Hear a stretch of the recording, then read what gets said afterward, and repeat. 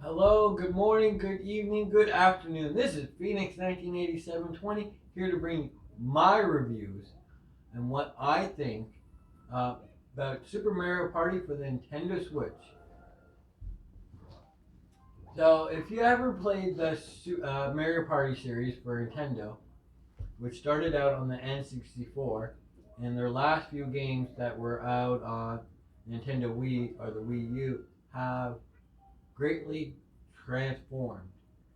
Originally, you were playing a board game with a lot of mini games inside of it, to where you had to use a microphone to motion, and they started changing the game.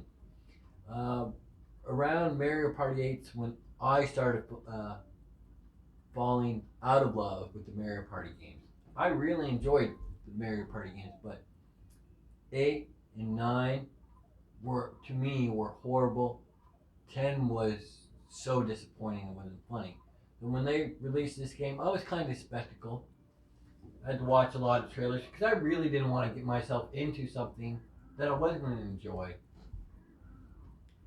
And when I put this bad boy, I ended up picking up. So when I put this bad boy in, I was able to see that it wasn't the same like 8 and 9 or 10. You're somewhat back to the original roots. You're working against each other to collect the most stars and coins to be the superstar at the end of the game. Now, when you're playing the Mario Party, the board game things where you can play, the only downfall that I found that is the limited amount of board games. You got four board games to choose from. You got a lot of mini games to play from. There's no lack of mini games there, and a lot of them are challenging. A lot of them are easy, but it depends on how good your Mario Party skills are, how good you're gonna get through this. Um, for me, I like the other modes on there. You have what do they call is the water raft mode, where it's you and four other people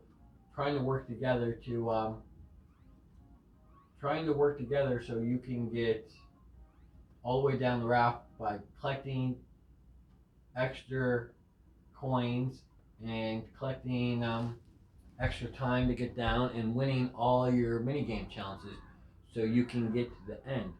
I like that they had free play on there and like mini game tournaments that you can do, climb to the top of the stairs and stuff like that. So besides the lack of board maps, um, I found that this game was stellar overall. You have to use a Joy-Con only because this game requires motion, and motion to some people may be fun or may not be fun. I'm not a big motion guy. That's why, unless I really have to use motion, I use the button so I can roll the dice. And the controls are simple. And when you're playing a mini game, they don't have practice mode anymore. The practice mode is now on the main screen, um, where you can practice, get down the controls and everything, and you can ready up. Um, so with that, it's pretty good. The music is your typical Mario Party music, which is not bad. It's nice to shake your head to, and if you notice it, you notice it. If you don't, it's not a really big loss, but it's good stuff. And I like the traps that are on the map as well to make it harder for people, which is what I really enjoyed about the Mario Party games was the challenge, the fun, that how you can screw over the next person so you can be the superstar, which I thought was refreshing. I like that you have when you start the game, you have multiple two different dice you can start with. You have your normal dice, which goes from 1 to 6, or you have your character dice, and your character dice could be different depending on what character you choose. Um, and I like that you also can get allies that can help you. They help you during certain mini games.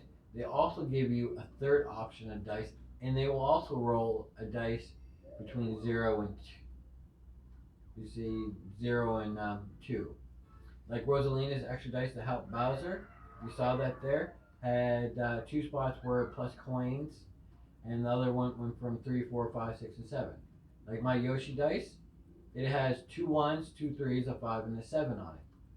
So, depending on the distance I have to go, depending on the dice I'm going to use. Graphically, I think this game is up to par with the Mario Party graphics. I never didn't find anything wrong with the graphics in this game. I thought they were very enjoyable and kept pretty much to like, besides upgraded graphics, to the original kind of style that they have here. This is definitely, like I said, any age can use this game. Younger ages may need help reading or understanding what the mini games are, so they know what it is. Um, so it's all fun. There's a lot of ways to screw over, and I'm going to use that word, your opponent so you can get to become the superstar. And my favorite one is using the traps or doing what I need to do. If that's trying to move the dice, getting an item so I can roll farther, or if I can get the warp pipe and transfer myself to the spot right before the star so I can get the star right away. So you have to use everything to your advantage. Don't ever try to do things that's going to hurt you. Make sure you're number one. Make sure you're that superstar. And just have fun with this game. This is a good game for families, like I said, young kids, even adults. You can put your own imagination on how you want to play these games, and if people lose, if they say you want to do like a shot of alcohol, you make this game fun for every age, and that's something that I really enjoyed. But you gotta make sure you do everything you can so you can win, and that nobody is gonna lose out, or and make sure everybody loses out so you can win. So if you like my videos, hit that like button. Share this with all your friends and family. Press that subscriber button. Turn on that notification so you can get my latest videos. And drop me a comment below. I read everything and I respond to as much as I can. The good, the bad, the ugly, it's all good to me. So until next time, I hope you have a good morning, a good evening, and good afternoon. This is Phoenix 1987-20 saying peace.